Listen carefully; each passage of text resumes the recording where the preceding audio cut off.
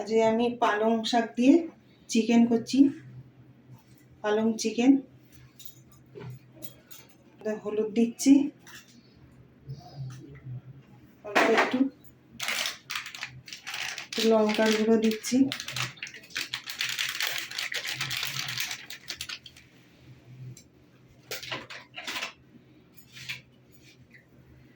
একটু সর্ষের তেল মাখালাম,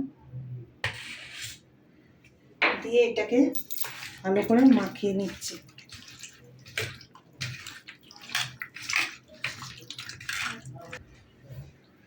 পালং শাক একটু সিদ্ধ করে নেব, অল্প একটু জল বসিয়েছি, জল আমাদের পালং শাকটা একটু গরম হবে, তারপরে নাবিয়ে ছেঁকে একটু পেস্ট করব। এর মধ্যে কাঁচা লঙ্কা দিয়েছি, আদা দিয়েছি, রসুন দিয়েছি, পেঁয়াজ দিয়েছি। অল্পই লাগবে, যেহেতু পালং শাক দিয়ে করবো তার জন্য অল্প মশলাতেই হয়ে যাবে।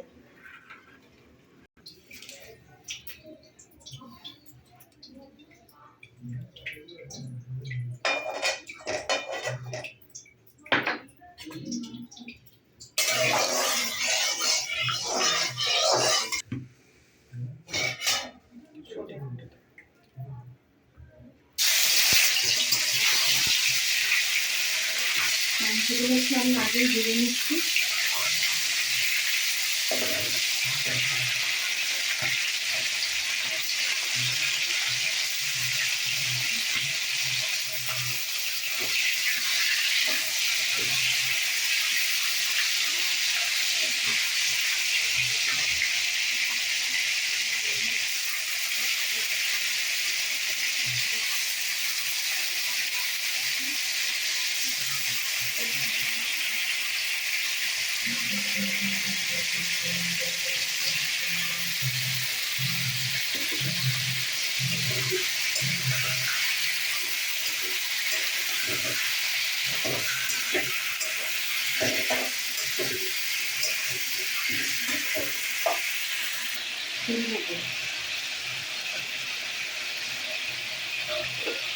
এবং ভাজা হয়ে গেছে, বেশি ভাজবো না, কেন কষাবো আমি আবার।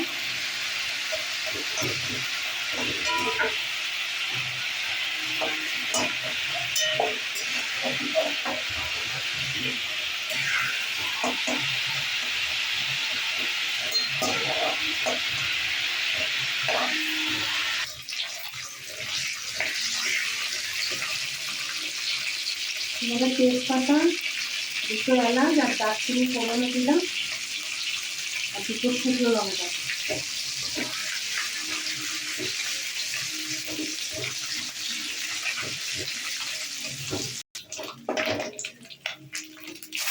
আদা রসুন পেস্টটা দিলাম, আদা রসুন পেঁয়াজ যে পেস্টটা করেছিলাম এই পেস্টটা পুরোটা দিয়ে দিলাম।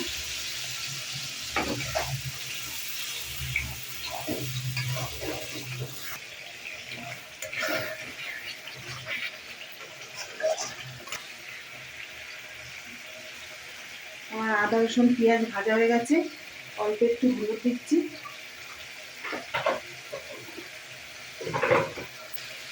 পালং শাকে যেহেতু নুন আছে অল্প নুন দিচ্ছি, একটু গুঁড়ো লঙ্কা,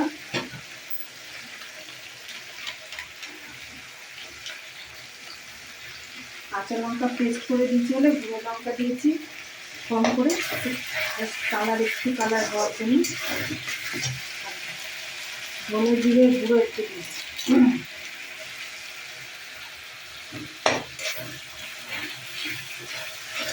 ভাজা হয়ে গেল, মশলাটা পুরো কষানো, মাংসটা দিয়ে কষাবো, ভালো গন্ধ এসছে। মাংসটা দিয়ে একটু ভাজা হলে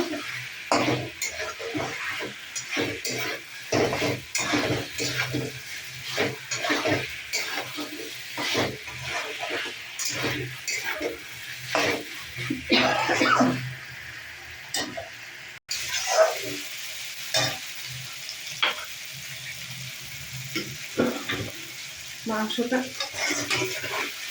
কষানো হয়ে গেছে, যে তেল ছেড়ে দিয়েছে। এবার আমি পালং শাক পেস্ট করাটা ঢেলে দেবো।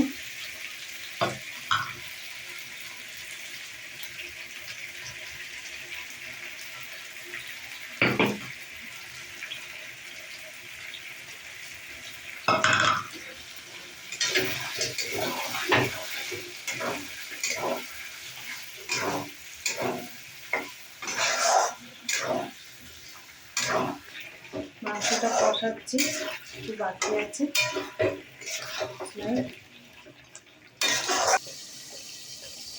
মাংসটা হয়ে গেছে, তেল ছেড়ে দিয়েছে, এরকম কষা কষা হবে। রুটি পরোটার সঙ্গে বা ফ্রাইড রাইসের সঙ্গে খেতে ভালো লাগবে। তো আমি গরম মশলা দিয়ে দিই নামানোর আগে।